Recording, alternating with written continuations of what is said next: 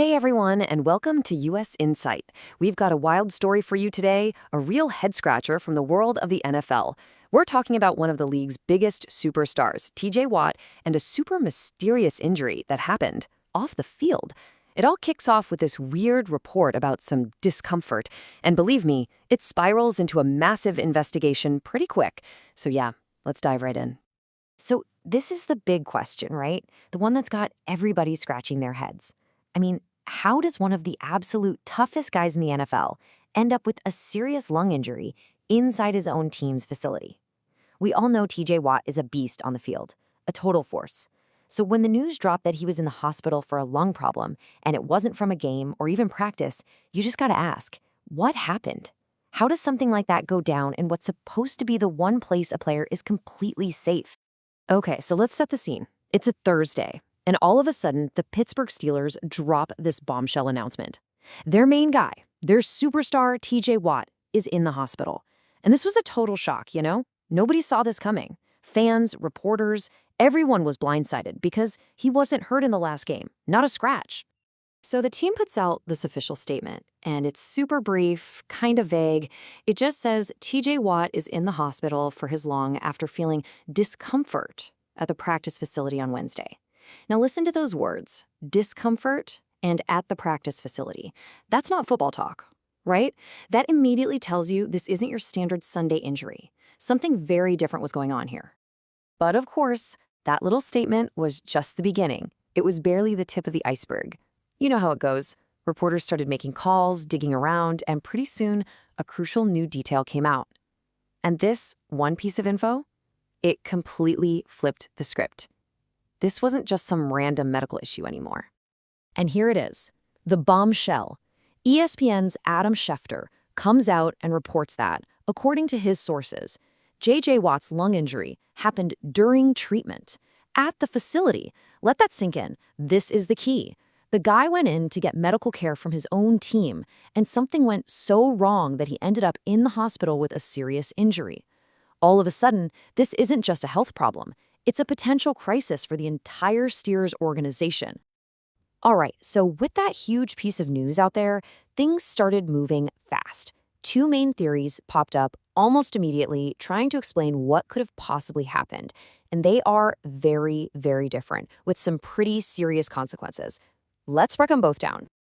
Okay, theory number one. This is the one a lot of people's minds jump to right away. A doctor's error, like a straight-up medical mistake. Could a doctor have accidentally punctured Watt's lung while giving him some kind of treatment? It sounds pretty wild, right? But believe it or not, there's a reason people thought of this, because it has happened before in the NFL, and not that long ago. So to really get how this could even be possible, we've got to talk about the Tyrod Taylor story.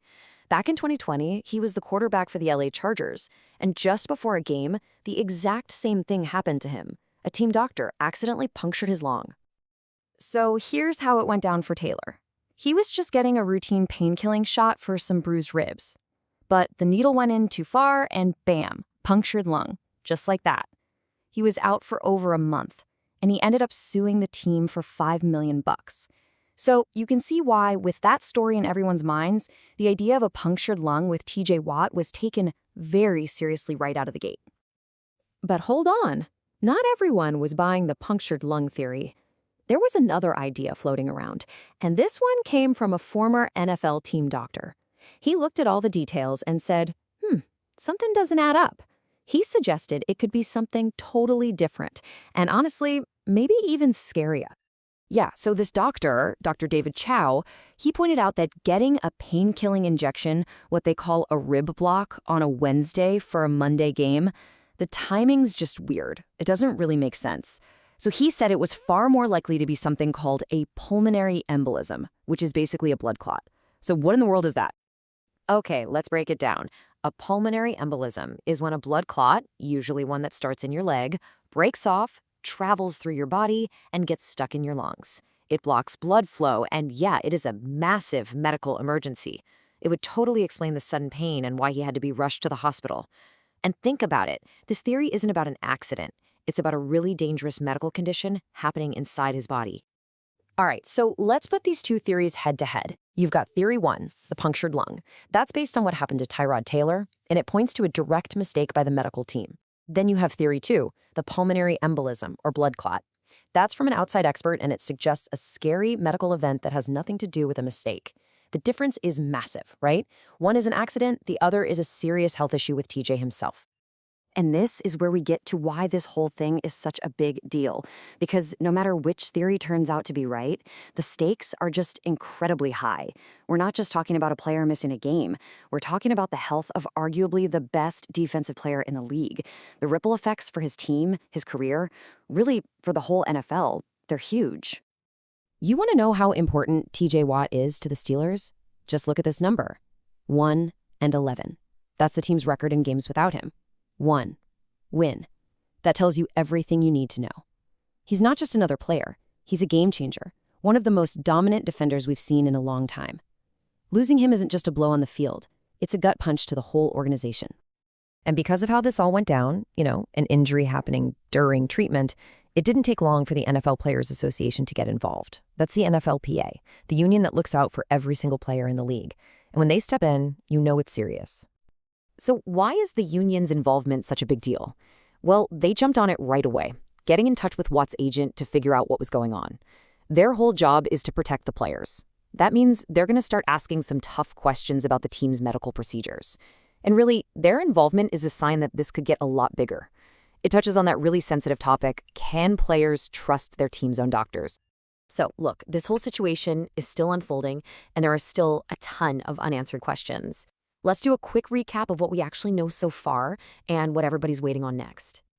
It all happened so fast. Wednesday, Watt goes to the hospital. Thursday morning, the Steelers confirm it. Thursday afternoon, the reports drop that it happened during treatment, and boom, the NFLPA is involved. And all of this is going down just a few days before a huge Monday Night Football game. His status for that game? Totally up in the air.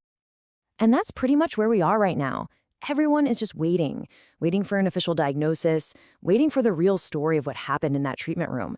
The answer is going to have a massive impact on a superstar's health, and honestly, it could completely change the path of the Steelers' season.